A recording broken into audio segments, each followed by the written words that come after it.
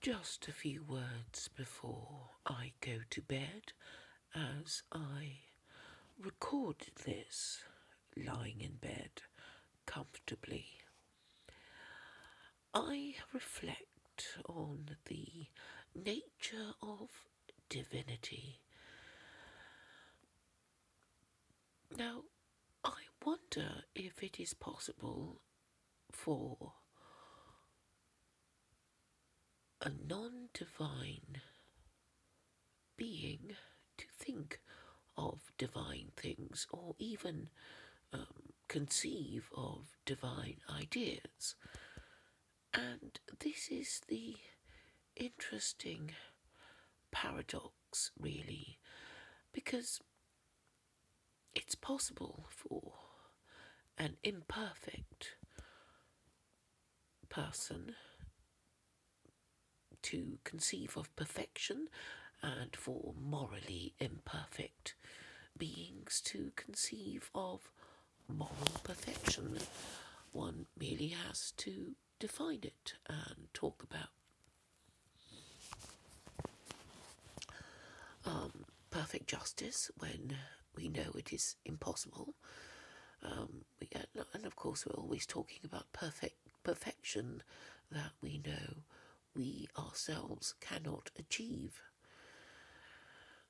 So while it is perfectly possible for us to conceive of divine beings, or even the most powerful divine being, i.e. the Abrahamic God, it is possible that the thing that we think of and worship was nothing more than a creation by ourselves. So we can talk about idolatry in the sense that it is the worship of God's creation rather than God himself. And so the only correct way to conceive of God is to think of him as pure spirit, i.e. immaterial, as having created the universe, now exists outside it. You may think that it is probably a human idea, that the Abrahamic God was conceived by a mere mortal, but it is nevertheless a divine and supreme idea, in the sense that you can't think of anything more powerful than that, and you could even attribute the Abrahamic God as being instrumental in the spread of civilization.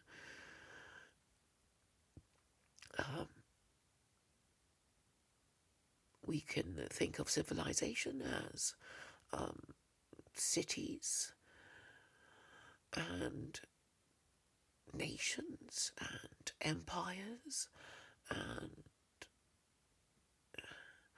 it would be impossible to think of any empire being administered without the rule of law, and the rule of law is nothing more than really the rule of God's law.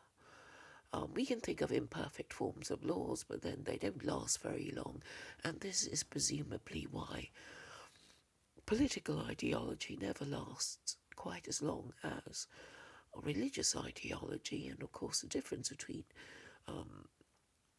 the 5 world religions, which refer to divinity, and political ideologies such as fascism and Nazism and communism and all those admittedly man-made ideologies, is that the religious ideologies last for much longer,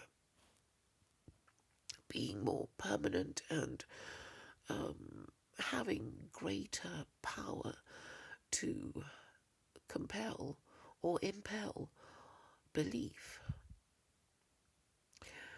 So we could be talking about the Abrahamic God being nothing more than a clever lie, but that doesn't change its divinity, because the ancient Greeks have been talking about the noble lie that people willingly subscribe to, people of a particular group, of a particular society, a nation, of a city-state. They claim ownership or to a particular narrative in order to be part of the group.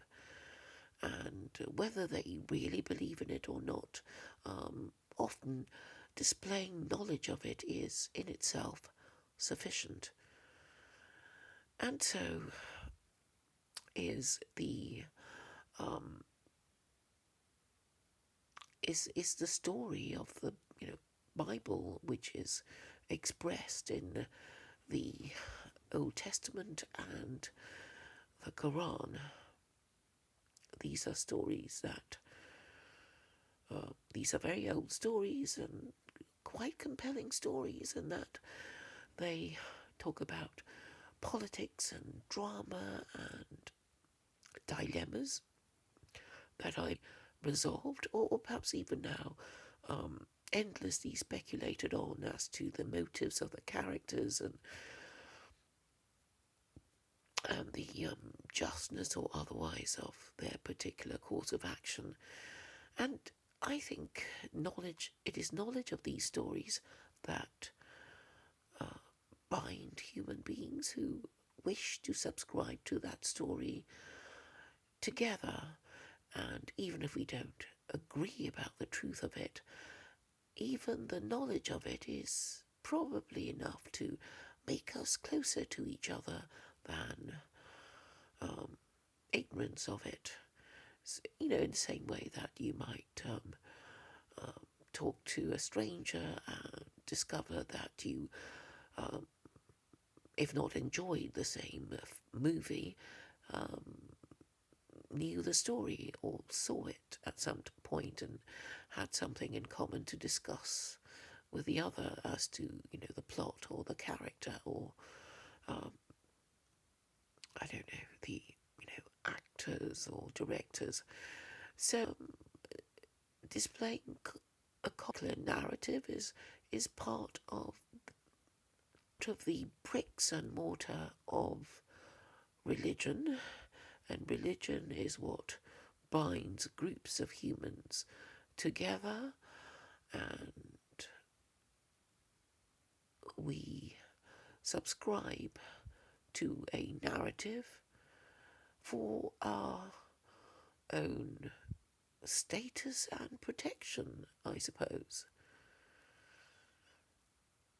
And therefore, the Abrahamic God, even if he is a complete fiction, has the pull, irresistibly seductive lie that, perhaps I shouldn't call it a lie, a seductive possibility that may be true or may not be true, but has this pull on us that attracts us into belief, which belief cheer for the better. I hope I've expressed myself reasonably clearly.